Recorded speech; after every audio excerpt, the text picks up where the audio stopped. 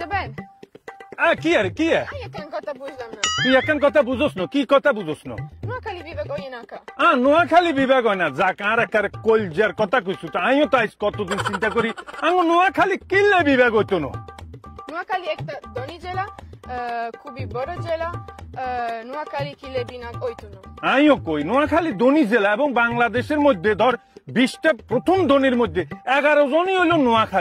নোয়াখালী কিল্লে বিভাগ হইতো না এটা আমি বুঝি না বিভাগ কেন হইতো না নোয়াখালী তোরা নোয়াখালীর মানুষরা বেশি বালা তো এই জন্য বিভাগ হই না আমিও বুঝি না আমরা আসলে নোয়াখালীর মানুষরা বেশি বালা কিন্তু বালার বালা আবার খারাপেরও খারাপ এই যে নোয়াখালীর মানুষ এত রেমিটেন্স পাঠাইতেছে প্রবাসীরা কৃষি ক্ষেত্রে উন্নত বাংলাদেশের ভালো ভালো ধনীরা ভালো ভালো জায়গায় নোয়াখালীর মানুষ সব জায়গায় আমাদের দাবি কেন রাখা হবে না আর নোয়াখালী বিভাগ করলে বাংলাদেশের জন্যই ভালো আমি বুঝি না কেন নোয়াখালী বিভাগ হচ্ছে না